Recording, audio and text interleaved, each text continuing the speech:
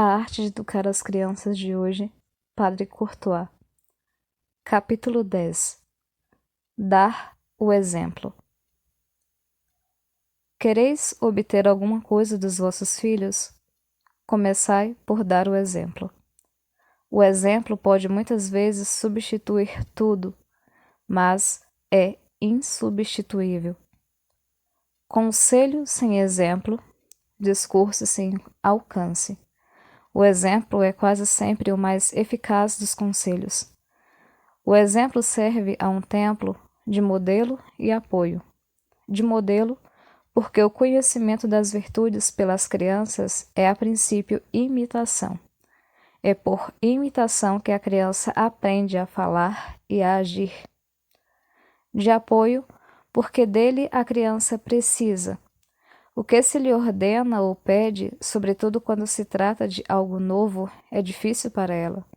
Cumpre que ela se domine, vença as suas repugnâncias. Para ter coragem é preciso encontrar estímulo.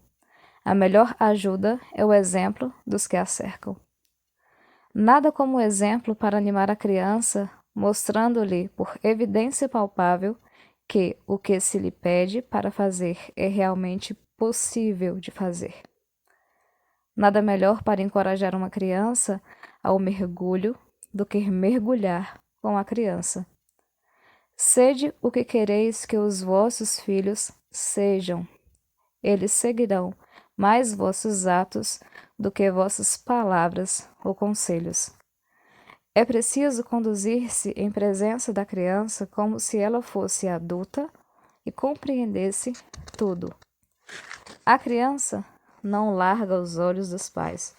Observa-os permanentemente com atenção, tanto mais intensa quanto mais jovem for.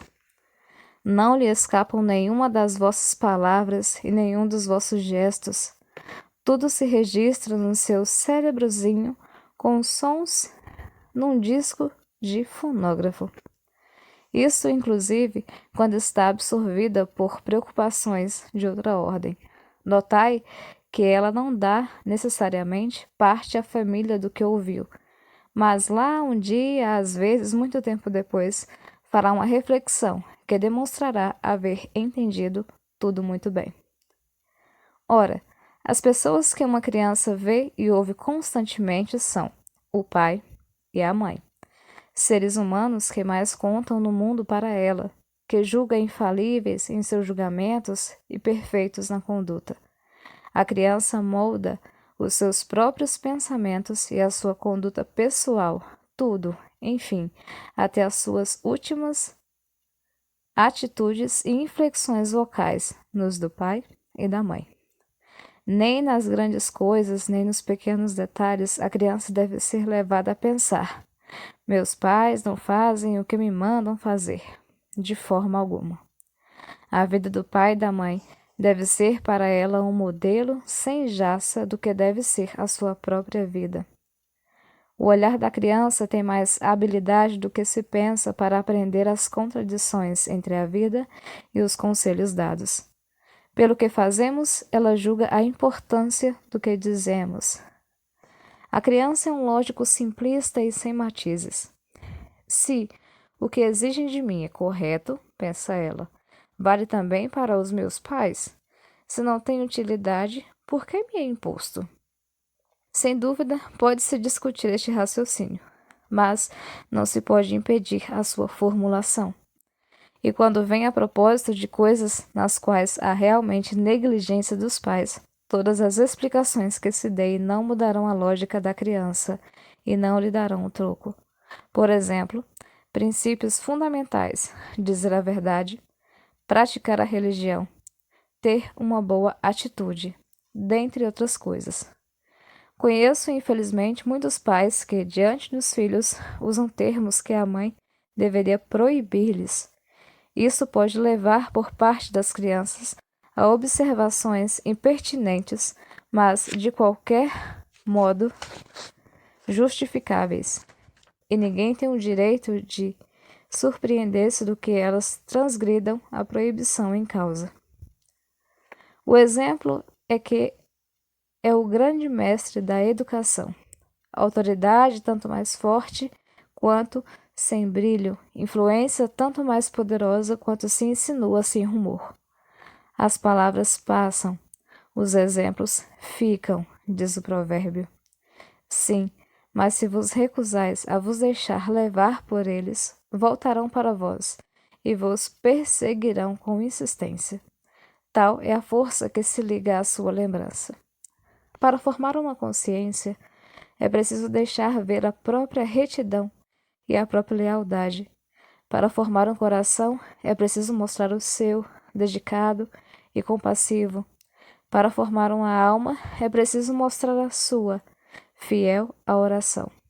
Assim é para tudo, para o gosto do trabalho, da ordem, da caridade.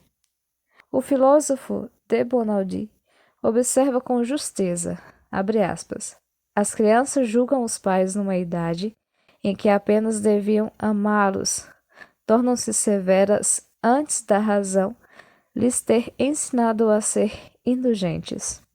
Fecha aspas. As crianças são nossas testemunhas, não façamos delas nossos juízes. Essa preocupação nos obriga a que nos contenhamos. É, na realidade, a educação dos pais pelos filhos.